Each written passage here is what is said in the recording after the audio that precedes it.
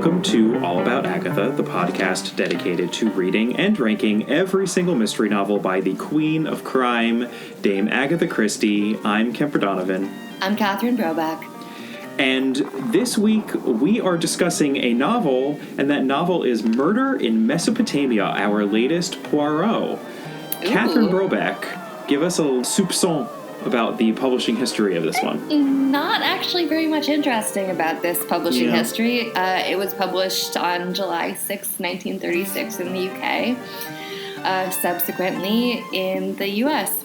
So, yeah. The soupçoniest soupçon that there ever was. Indeed. All right, well, let's get right to the victim. We do technically have two victims here, but we have a main victim, and I would like to tackle this one because don't get alarmed, Catherine, but I have a little bit of autobiography to cover when it comes to this victim because this is a little bit of a special case. And I get sometimes a little bit alarmed, but you know what? Go for it. Get out your smelling salts because you might need them. Kemper is on an autobiography tear. So Louise Leidner is our victim here, and she's an older lady that's noted several times. Although I want to be very clear, I think she's 35.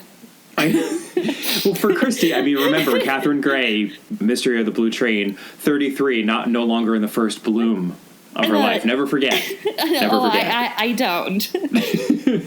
But it is at least noted that though she be super old and in her mid-30s, she has a certain attraction and charisma that draws men to her. And that's part of the way in which she's a troublemaker. She likes to set people against each other.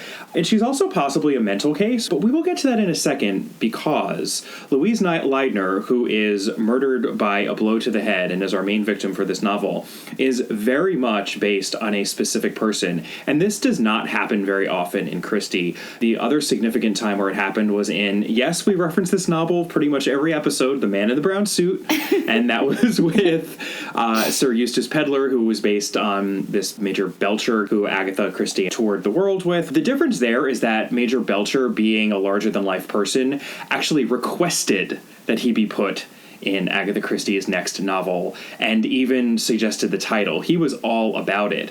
In this case, Louise Leidner is based on a woman who did not request being put in the novel, and, you know, we can imagine that given her depiction here. Right. That woman is named Catherine Woolley, and Catherine and Leonard Woolley were a married archaeology couple, and you see where this is going here. They are, in fact, the couple who introduced Agatha Christie to her second husband, Max Mallowan.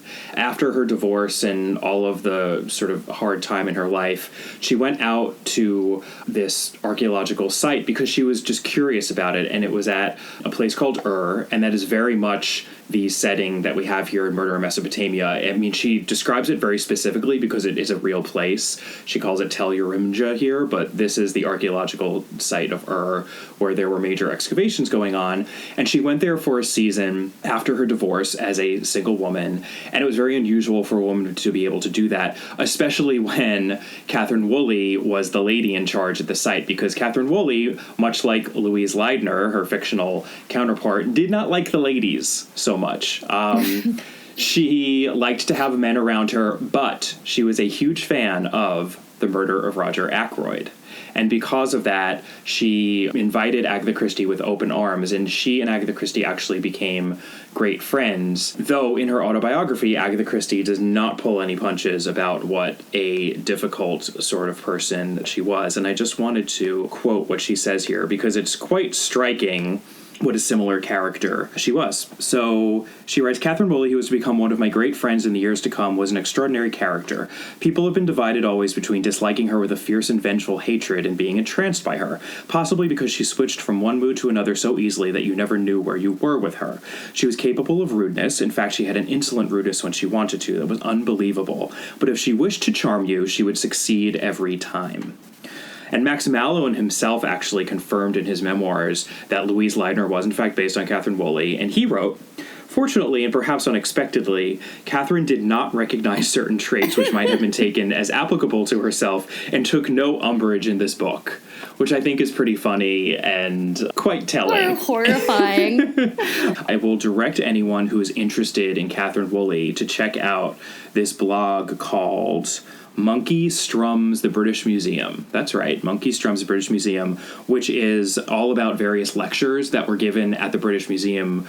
And there was this lecture given in 2012 all about Catherine Woolley that is fascinating. So Google that. All sorts of stuff to learn about her. She, like Louise Leidner, by the way, had a first marriage that ended in disaster. Her first husband killed himself 6 months into their marriage. And there is a theory that the reason why is because Catherine Woolley suffered from complete androgen insensitivity, which would mean that she was genetically male.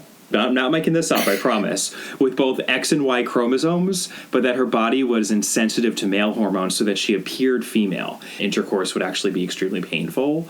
And that's probably something that she did not discover about herself, given that this happened in 1919 until she got married. The other thing, and this is a little bit pertinent, again, just to the Woolleys, who, by the way, as a couple, the 13 Problems, our beloved 13 Problems, Miss Marple stories, were dedicated to Leonard and Catherine Woolley, since they were the means by which Agatha found her second husband. But Catherine Woolley agreed to marry Leonard only on the condition that the marriage would never be consummated. Ooh. That is a fact. And a year after Agatha had met them, he actually filed for divorce on the grounds that the marriage was never consummated, which sounds like, I guess he decided he wasn't cool with that after all. I don't know, but they actually did remain married until she died of multiple sclerosis. One of the main reasons for that speculation is that her first husband killed himself after a doctor had consulted with Catherine Woolley, or I believe her name would have been Catherine Keeling at that time. And the speculation is that whatever the doctor told him was so shocking and so upsetting to him that he committed suicide when he poisoned himself in Giza in Egypt. Ugh. Anyway, we'll never know, but it's interesting that, again, this is another sort of life is stranger than fiction thing. I mean, the Woolleys are fascinating, and it's much more mysterious than the Leidners on the page, I think. So anyone who's interested, go wild with that. There is another victim, at least. I promise she's not based on anyone real. Miss Ann Johnson, who is a frumpy English woman who's working at the site, and she is later murdered really gruesomely by hydrochloric acid. By the way, I love talking about the things I remembered most clearly on these rereads from decades later. That is what I remembered most from this novel. Yeah, it's horrible. Really, really horrible. So another victim. And then I also think that you could make a really fine argument that the other victim here are, antiquities. Native cultures being plundered. Lots of colonial pilfering going on here under our a lot of very casual a lot of very casual mentions of like, oh, look at this child's skeleton. Yeah. In any case, let's talk about our suspects, which is a substantial list, as it often is. The first is Eric Leidner, who is Louise's husband, and he is a Swedish-American archaeologist, very much devoted to his wife and also very much devoted to his work. And then there's Richard Carey, who is Eric Leidner's good friend and also apparently a very handsome fellow archaeologist. We are, of course, told, since he is a handsome man in an Agatha Christie novel, that he is tan with blue eyes and lean and brown. I can't. I just can't. Let's move on. Next suspect, we have the Mercados, Marie and Joseph. They are also at the dig. They are married. They come as a pair. She's a mean gossip. We're given to believe that she's sort of cheap looking, essentially. And there's some, by the way, racial overtones there, too. Yes. Let's be clear. Yes, there are. Joseph Mercado is a bit older. He's also slightly forlorn, troubled seeming sort of a man. David Emmett is another man at the site. There are some very distinctive female characters in this, and the male characters, honestly, are pretty much not interesting. I totally agree with that, and I had a really hard time keeping the young male archaeologists apart as I was reading this book, which is never a good sign. No. But I do have a little theory that David Emmett in particular is sort of based on Max Mallowan. This is how she describes Max Mallowan when she met him at that dig at her. He was a thin, dark young man and very quiet. He seldom spoke, but was perceptive to everything that was required of him. That sounds like David Emmett. It definitely does, but that's also why he does not make an interesting novel character. No, he does not. Next, we have Bill Coleman, who's another one of the young male archaeologists at the site. He's the annoying one. Yeah, he's described as a P.G. Wodehouse character, I believe, because he's jubilantly British. Then we have Carl Reiter, who's a photographer at the site. And then Father Lavigny, who is the expert in ancient languages and supposedly a monk, although it's noted very early on that this seems somewhat odd. And this, I promise, is the last real-life counterpart that I'm going to bring up. But there actually was a father at Ur when Agatha Christie was there. So she was also basing this on real life. It was a Father Burroughs, who was a Jesuit priest and epigraphist. So clearly that is the inspiration. Right. I mean, it would make much more sense. Like, it totally makes sense that there could be a priest there. It's that it seems like everybody on the site is under the impression that at some point he was a monk, which would make it extremely weird, I think, that he was there. Yeah, I almost feel like she's poking a little bit of fun, though, at the Protestant fascination and lack of awareness as to how Catholicism might work in the details, because they're like, does that make sense? I don't really know. Well, it's cool, whatever. I guess he's a monk. I don't know. Well, it turns out he's not. But we'll get there. There's also Dr. Riley and his daughter, Sheila. I would say that we would list them as suspects, but it would be an extremely odd choice since Dr. Riley has sponsored this narrative that we're reading. So even though Sheila is kind of a piece of work, neither of them is actually ever a suspect in this. Amy Leatherin, who we'll get to in one moment, describes Sheila Riley as a cocksure little minx. Yeah. One of my favorite descriptions of a character in any Christie novel. You know, I was like, I'm going to start calling you a cocksure little minx, Catherine. Well, no, I'm not. You know, I mean, you can call me a cocksure little minx. And then in turn, we have our narrator, who is also ultimately not a suspect. That's Amy Leatherin, who is an English nurse, and if she were our murderer, it would really be a strange choice here. Right, and I feel like that's what's ultimately behind that odd framing that does really take Dr. Riley and his daughter out of the running as suspects. Right. Because it's like he commissions the narrative from her, so we know from the get-go we're not in a Roger Ackroyd situation here. Correct. Where Amy Leatherin's going to be like, I did it! Right. Although, honestly, like if Agatha Christie ever did that again, I don't think that her publishers would have accepted the manuscript. So, all right, Catherine, let's talk about the world as it appears to be.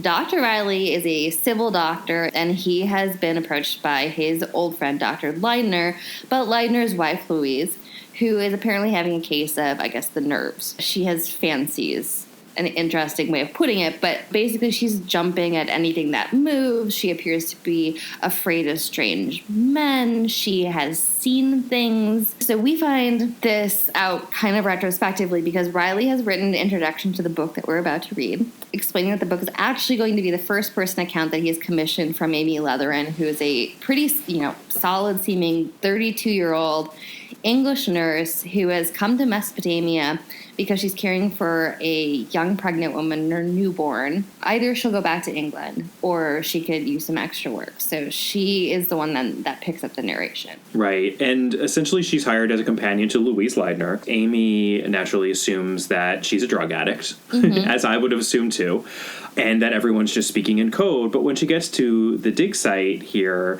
and the house at Tel Urimja, it becomes very apparent that Louise is the focus of some intense anger directed very specifically at her by a number of people in the house, and that she's genuinely terrified that someone is coming for her, that someone has it out for her. It's also quite clear that she may be justified in those fears because she's a bit harsh to those around her. Blunt. Amy picks up on the fact that she really says rude things and makes enemies of people, much like Catherine Woolley.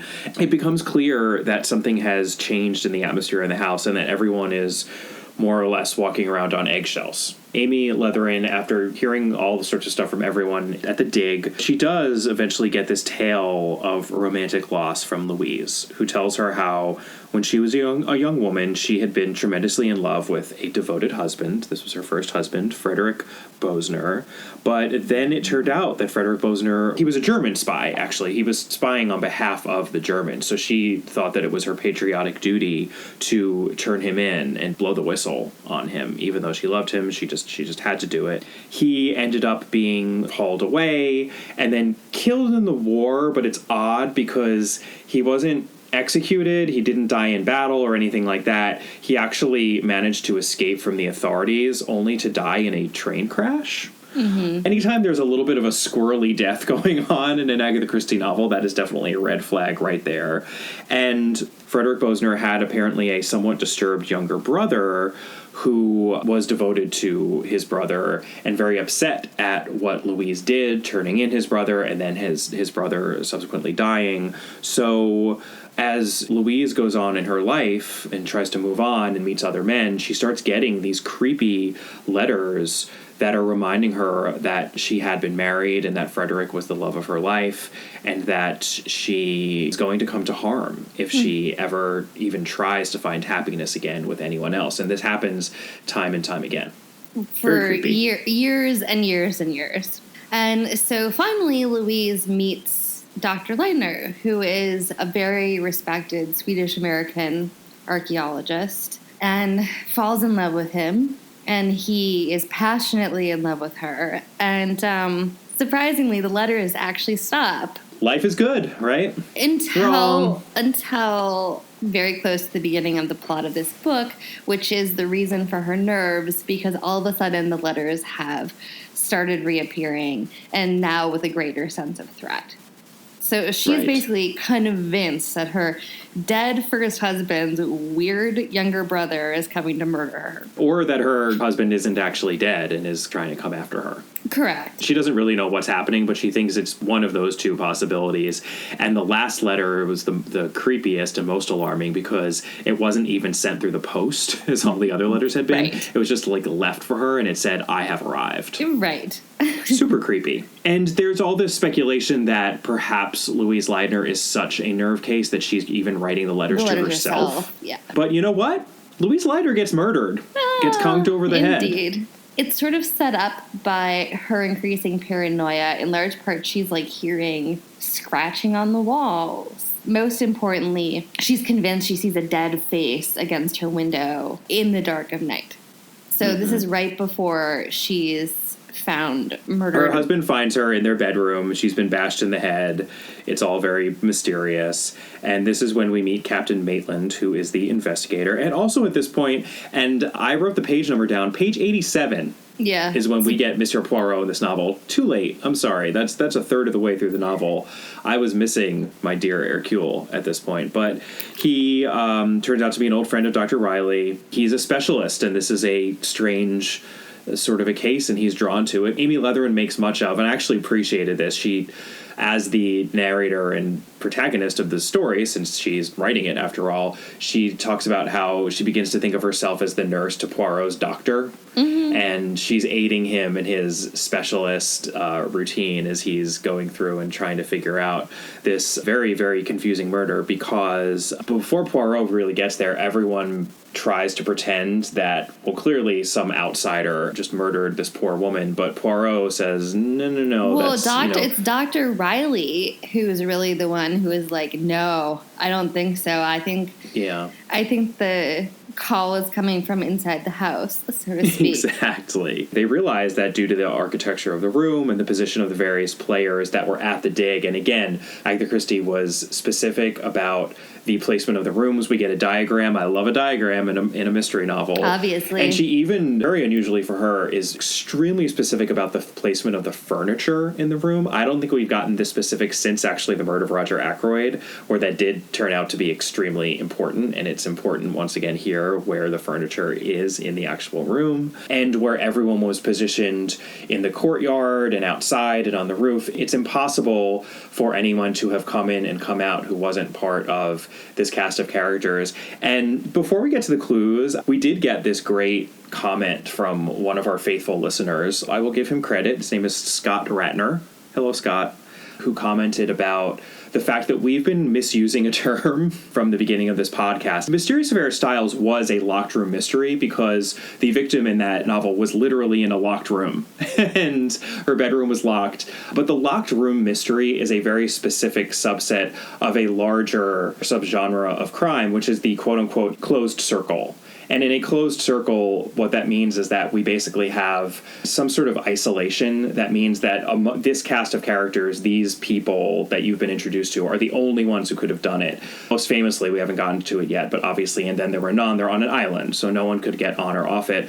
In Death in the Clouds, they were on a plane, but it really is correct to be calling those mysteries closed circle mysteries, not locked room mysteries. It's only a locked room mysteries if the victim is literally in a locked room.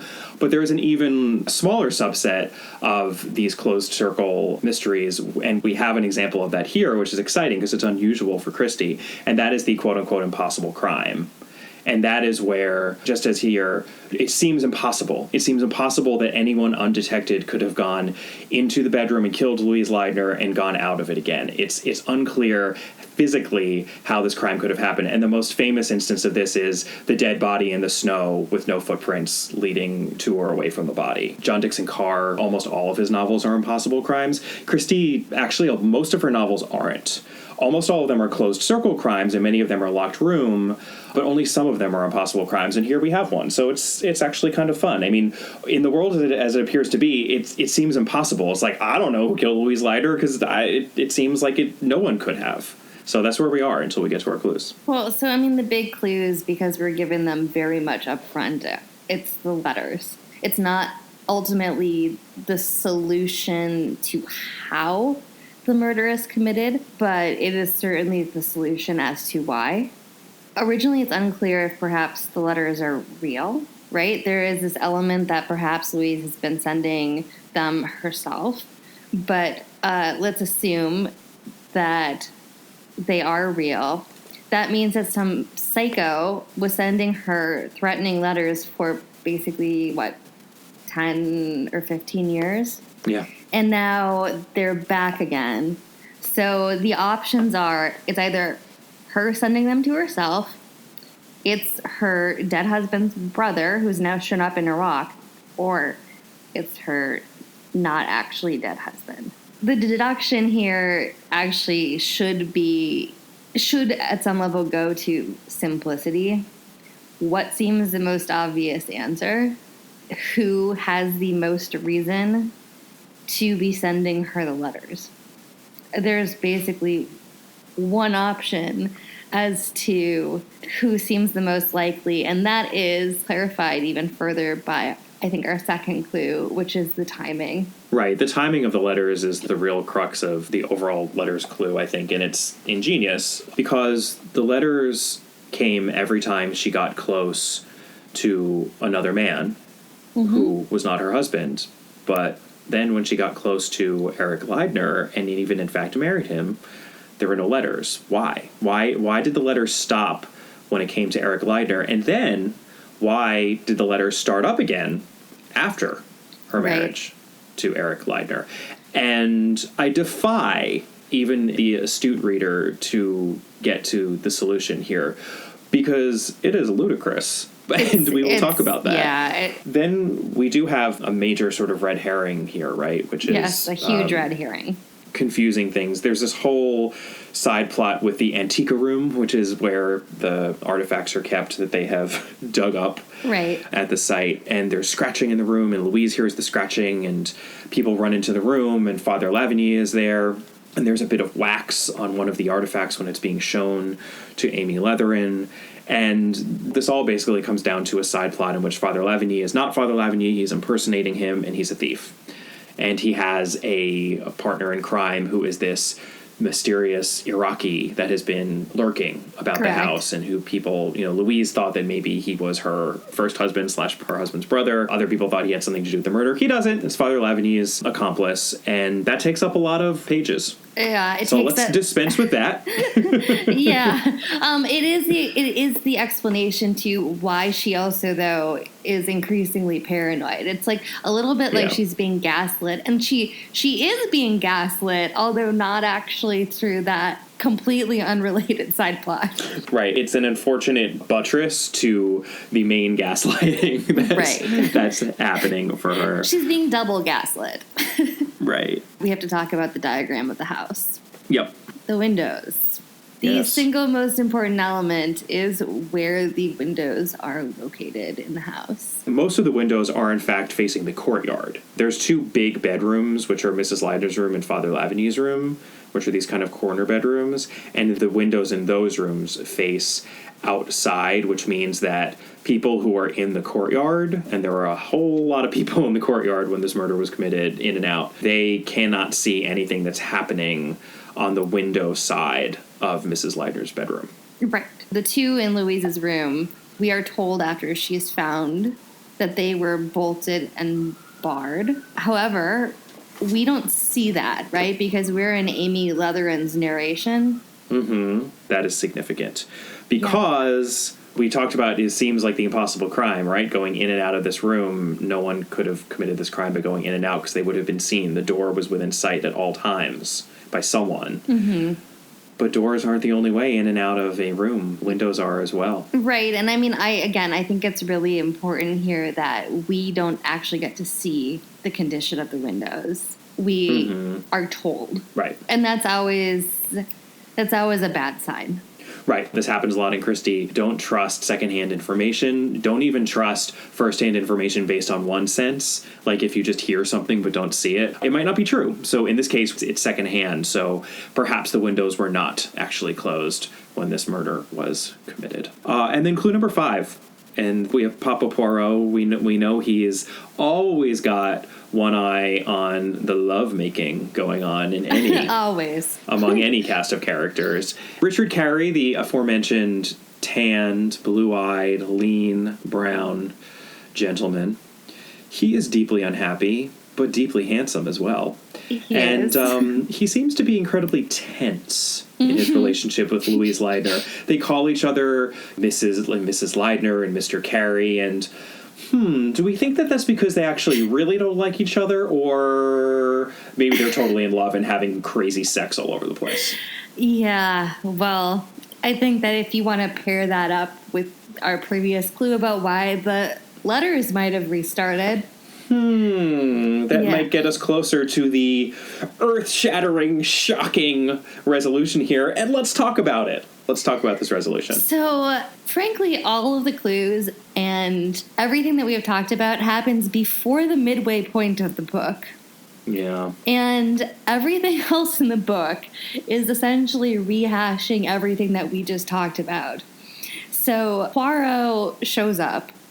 He basically reinterrogates the entire house. Almost all of it is red herring. There's a lot of puttering and inconsequential action. I will say this for it, though, because it reminded me of 3-Act Tragedy, actually. And as Catherine knows, I'm a big fan of that book. However, I think the worst aspect of that book is that middle part where we're doing all of that interviewing about the Reverend Babington murder, which turns out to be totally irrelevant, and it's not that interesting. I don't think it's very interestingly portrayed. Because we have a first-person narrator here we've never seen before who has a personality, I didn't particularly like her, but she does have a personality, I found it very easy to get through. So I will say that about it. It's inconsequential, and we don't need to really talk about it more than to note that it's there, but I didn't find it painful to read. No. I thought it was done rather well, especially in comparison to others that we've read recently. But in any case, we basically get to the point where not Poirot, but actually Miss Anne Johnson is the one who has a revelation. We are not privy to her revelation, but she's standing on the roof. She looks extremely upset. She's shaken. And she tells Poirot that she thinks she understands what happened. And unfortunately for Anne Johnson, the murderer overheard that, and the murderer switched out the glass of drinking water she kept on her bedside table with a nice big tall glass of hydrochloric acid, and she just drank half of that glass down in one go, which is apparently her habit in the middle of the night. And as she's literally burning to death on the inside, she manages to choke out the words "the window" to Amy Leatherin, who's trying to help her. I believe she like pours olive oil down her throat. That's one of the things that she tries to do to help this poor woman. And Amy, of course, thinks that she means Miss Johnson's own window, which, like all of the regular bedrooms, faces the courtyard. And she's just talking about how someone was able to stick their hand in through the window and switch the glasses. But no, as we mentioned, it's Louise Leidner's window, and that window is very much key to how Louise was killed, because here's how it happened, folks. Louise was lying in bed, right? She was having a little siesta, and this ghoul mask that had been tapping on her window at night when it looked very scary apparently was... And it happened like just the night before. Yeah, and so the same mask now does not look scary in the bright light of day, but that mask was lowered onto her window and tapped. She saw it, and as anyone would do who had been very much scared by this ridiculous mask, she was indignant. And she ran to the window, and she stuck her head out of the window, and the mask was being lowered from above. And she looked up, and at that point, a huge stone quern, I believe is what it's called. I was not clear on what it was until I watched the Suchet adaptation, actually. Although I was like, is it like a cistern? I was also slightly unclear as to It's a huge stone with a hole in the middle. Yeah, it's basically like a donut made of stone. Correct. A massive donut made of stone. That falls down from the roof, hits her in the head, and that is actually how she was bludgeoned on the head. Of course, she would have crumpled right in front of the window, and that is not where she was found, which means that the person who rearranged her body was the person who killed her, and also the person who happened to be on the roof the entire time that we were trying to puzzle over how she would have been murdered, and that person is... None other than Frederick Bosner, who is actually... the husband. Well, Eric Leidner. Eric Leidner. her husband... twice, and this is where we get to the worst part of this novel, and it's really bad. It's really bad. It's an incredibly bad solution. I just want to quote real quick here our esteemed Christie colleague, John Curran, because I was perusing his book, Agatha Christie's Secret Notebooks, as I do from time to time. He wrote, Murder in Mesopotamia misses being a first-class Christie due to the unbelievable revelation during Poirot's explanation of an unsuspected relationship. The mechanics of the murder are extremely ingenious, the setting and the characters are better drawn than usual. I don't know if I agree with him on the character part. And the identity of the killer is undoubtedly a surprise. But the reason for the crime beggars belief. How Christie or her editor ever thought this was a likely or even a credible scenario is difficult to imagine. Because what this means is that Frederick Bosner, 15 years later, married the same woman who had no idea that it was her first husband. No clue. She had no clue. Come on. This isn't like Face Off. This isn't a Face Off situation. I seriously very much thought about Face Off. For years, I've been watching him, tracking him, studying his every move. I know his every mannerism, facial tic, gesture. I know him better than he knows himself. And now, after all this time, I finally figured out a way to trap him. I will become him. I mean, hats off to Face Off, because once you get past Face Off is one of my favorite movies. I'm not even kidding.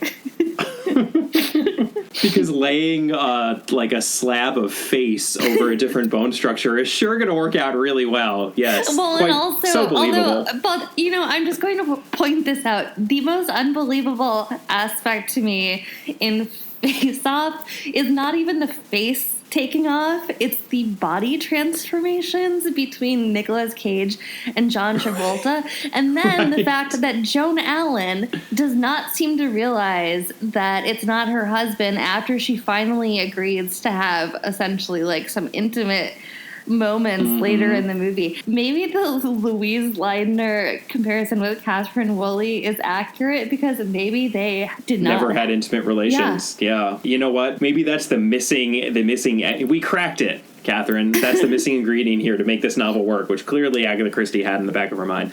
I mean, it's absurd otherwise, but yeah, Frederick Bosner actually is Eric Leidner, and I do find the mechanics, and this happens often with these impossible crime mysteries. I mentioned John Dixon Carr. I do love his novels, and I love figuring out the impossible solutions, but often the murderer had to get so incredibly lucky for it to all work out. And here, too, it's like dropping a huge stone so that it hit her head in the right way so that it seemed as if she was being bludgeoned rather than some more massive damage or missing her, or it's not the most foolproof way to murder someone. It's ingenious, but not only that, but it's lowering the mask repeatedly on a string when there are a bunch of people around.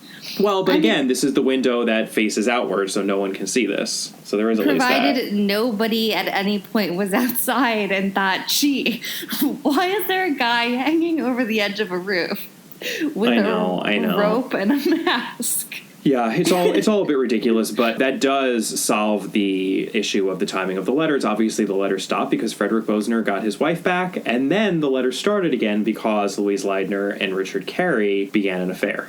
Correct. And that is ultimately why she was killed, because of this affair that she was carrying on with Mr. Carey.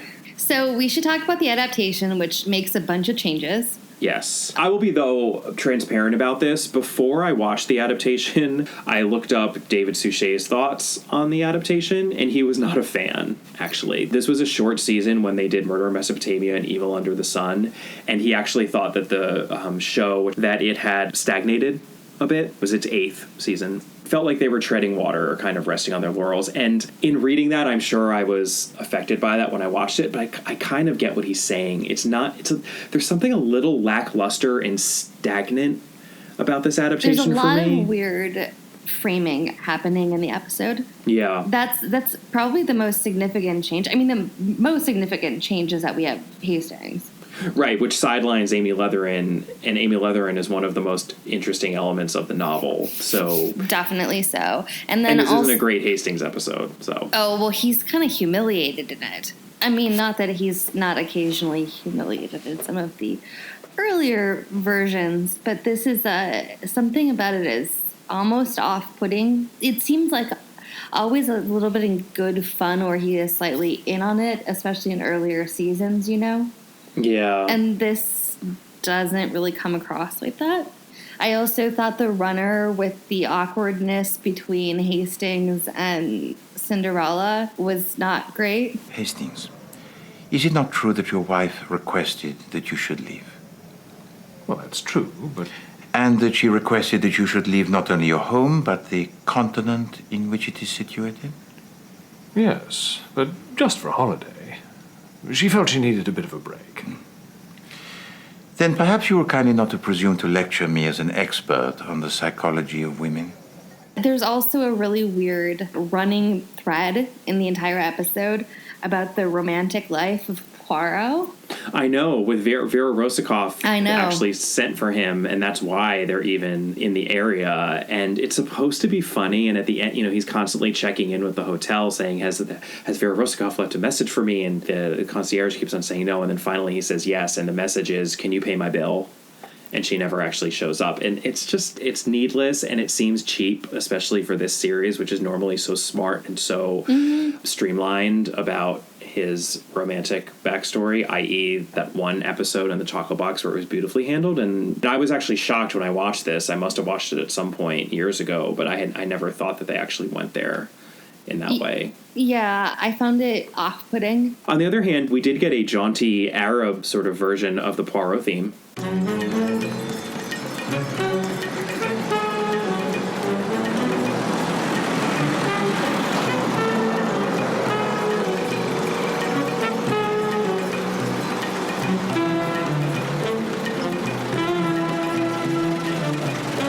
We did. That's true. That is a thing that happened.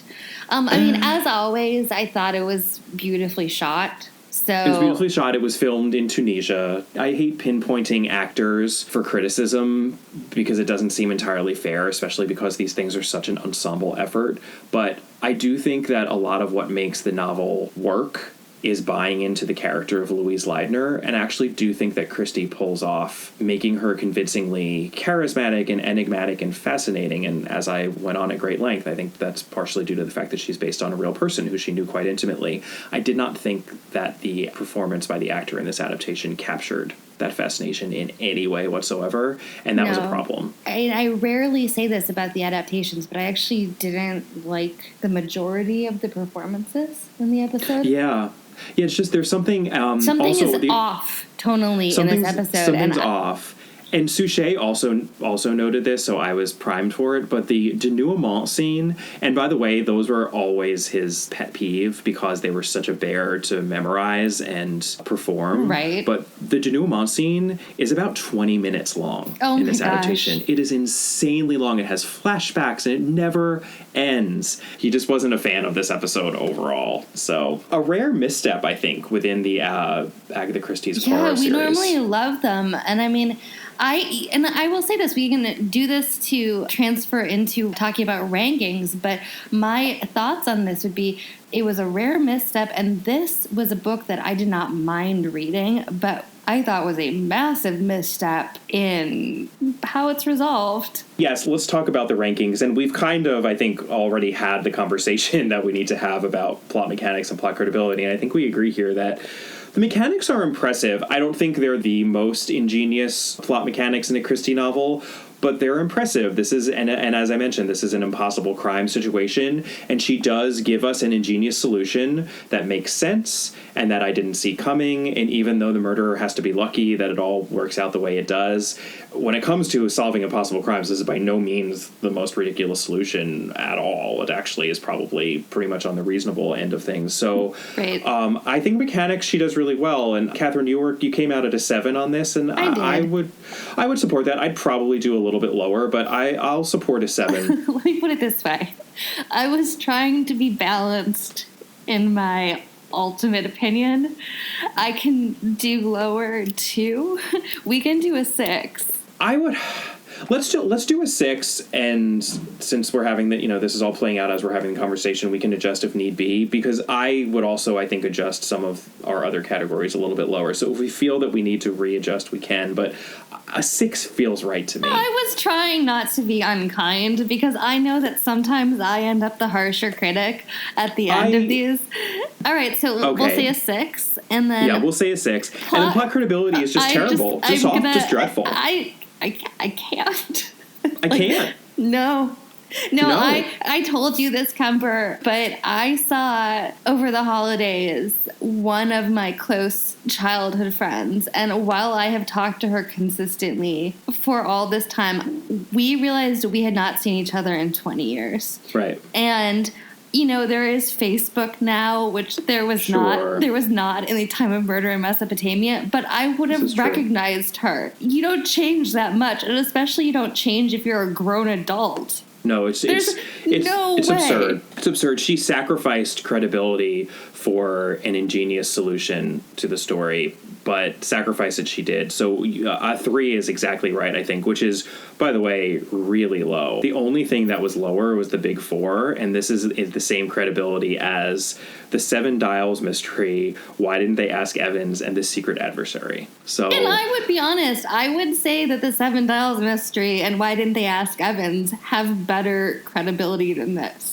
No, you're right. You know what? Let's see how this shakes out. Let's say 2, because I'm sorry, but it's warranted. So, and this is where I won't be as harsh on this as I was going to be, but series-long characters, obviously we just have Poirot here, because in the novel there's no Hastings, there's no Japp. And we don't get Poirot until page 83, which bothers me when we get him so late. That being said, there are good Poirot moments, and I do appreciate the relationship that Amy Leatherin strikes up for the reader with Poirot, and even seeing Poirot through her eyes, because she has no context for him, which is rather amusing. She says that he looks like a hairdresser in a comic play the first time that she sees him. Right. We get him talking about being interested in the love affairs of young people. And one thing that bothered me, there's this weird section in which Poirot expounds on Mrs. Leidner's character, which he says from the get-go is crucial for the solving of this mystery, and indeed it is.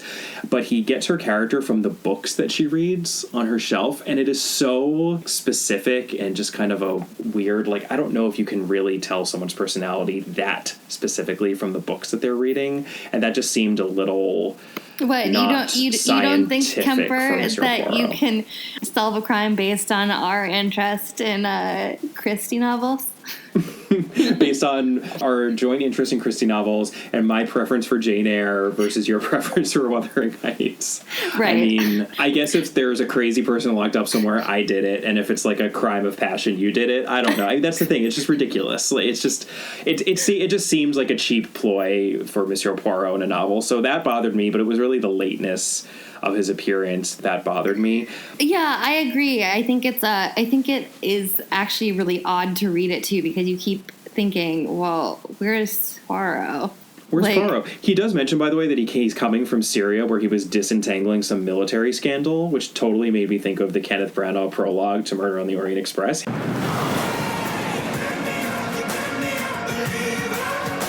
Hey, look at that. Textual source for that. Apparently so. That's why I would come out on a 6. 7 feels high to me. It just doesn't feel like a very strong Poirot novel. Yeah, compared to so many others. Listen, I mean, I think that's fine.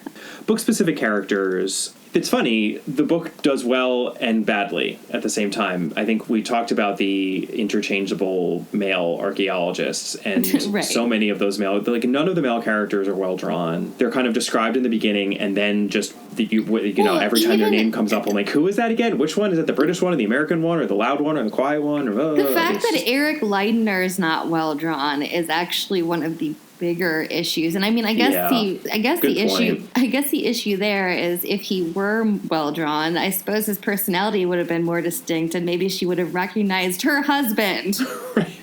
But Amy Leatherin, I didn't like her, but she's there's some real lady on lady backbiting in this. She definitely is very harsh on members of her own sex. Oh, that was way harsh, Ty. But I wasn't sure if the sort of colonialist prejudices and xenophobia that she was exhibiting were Christie poking fun at a person like her, or just her merely sharing Christie's foibles herself. This is a very good question, and unfortunately it's related to our final score topic. We can discuss both at the same time. Sure, let's do it. Let's do it. Some of it is deeply problematic, but it's incredibly hard to tell whether or not it's Christie being problematic or Amy being problematic. Because some of it is poking fun at her. As a provincial nurse who finds herself in the Middle East. Who's never been overseas. Right, and at this point, Christie herself was a seasoned traveler. I mean, she had traveled around the world. Right. She had been to the Middle East numerous times. So I think we kind of have to give her the benefit of the doubt on that. By the way, my favorite moment of casual racism is not even racism toward Arabs, but racism toward Arab dogs, which are described as always being timid. It's like, are they always timid, though? There's also a line in there from somebody else in the house that you have to scream at the Arabs because otherwise they can't understand your English or your accent. Oh, boy. Even early on, the way that Amy Leatherin wonders if Mrs. Leiter's nerve problems aren't due to nervousness about natives and colored people, I'm honestly not sure if that is Christie poking fun or Christie just making a statement. I'm not sure either. I do think we have to give her the benefit of the doubt, though, for the Amy Leatherin stuff. And there's a lot of that. However, there's another separate category of Stuck in Its Time that I found very problematic. And this is actually coming from the lips of our dear Monsieur Poirot. And that is some problematic gender relations advice he gives at the very end of the novel. Specifically, quoting here, "It is against nature for a man to grovel. Women in nature have almost exactly the same reactions. Remember, it is better to take the largest plate within reach and fling it at a woman's head than it is to wriggle like a worm whenever she looks at you." Yeah, I suppose if you want to deep dive into this, the crux of the plot, right, is that Eric Leidner, late Frederick Bosner, was so infatuated and devoted to his wife. That's what it's over and over again said. How devoted he lost her affections by making it too easy. Yes. Yeah, no, I know. And it's a portrayal of the way that affections work and relations between men and women that is extremely old-fashioned and problematic and stuck in its time, but also I feel like even for then... I think it would have been stuck in its time by the time this book was published in 1936. I'm pretty sure that was not the general viewpoint about It wasn't. how It certainly wasn't at least prevailing. It's not like, oh, everyone thought that, so we'll give her a pass for that. No, that to me is the more problematic part. That being said, unlike some books, I didn't have the bad taste in my mouth of these issues while I was reading. Well, no, because especially it feels like you can write it off as this is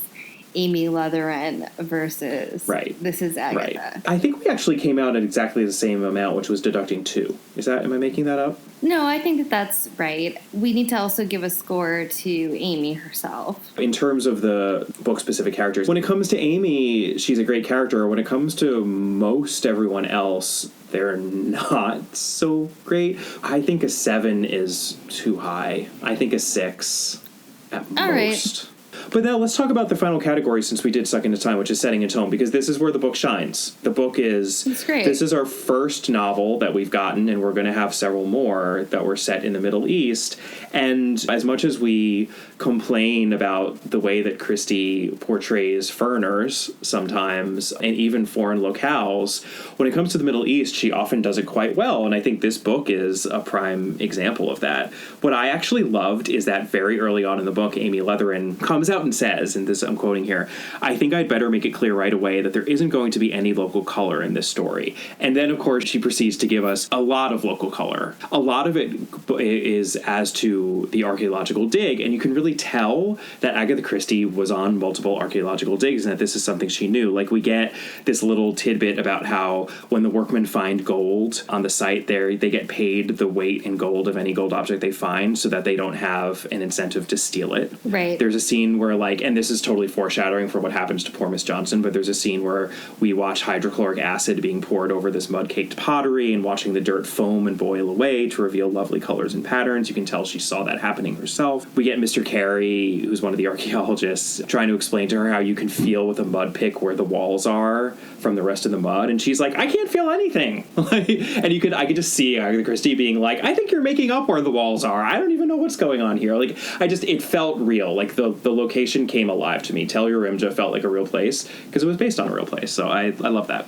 No, I completely... Really good setting anyway, and the tone is great, especially because we have a first-person narrator, right? We've talked a lot about the tone, and a first-person narrator with a distinct personality, even if we have some problems with it. Right, a distinct personality and point of view, and it's consistent, and it's believable. Yeah, setting a tone is fantastic. I think an 8 is totally right for that. Absolutely. Very, very high. Yeah. So let's tally that up and get a grand total here for Murder in Mesopotamia. We've got 6 plus 2 plus 6 plus 6 plus 8 minus 2 for a grand total of 26 points, which puts Murder in Mesopotamia in 12th place among our current 19 titles. Right after The Man in the Brown Suit. Always a thrill to be able to say those words once more in an episode. As many times as we can mention it, apparently. So right after The Man in the Brown Suit and just before The Mysterious Affair Styles. And we usually do the top 10 when we're counting out rankings on these episodes. But since we have a book now in the bottom 9, I'm going to read out 10 through 19 here. So in descending order, we've got The Secret Adversary, The Man in the Brown Suit, Murder in Mesopotamia, The Mysterious Affair at Styles, The Murder on the Links, The Mystery of the Blue Train, Why Didn't They Ask Evans, The Seven Dials Mystery, The Big Four, and The Secret of Chimneys. And those last two were tied for last place, I will remind you. I know Catherine was pushing hard for The Big Four to be in dead last place. I will always push for that. And I mean, I think that I actually think that I dislike The Secret of Chimneys more than you do. So that's saying something about The Big Four. And by the way, I don't think it's spoiling much for Christie fans to say those are in dead last for now. Yes. We will we will reach some titles that will unseat those for dead last place. Let's just put that out there. So that is Murder in Mesopotamia. Join us next time for something a little shorter, a little lighter, unless you're Catherine. I love Miss Marple.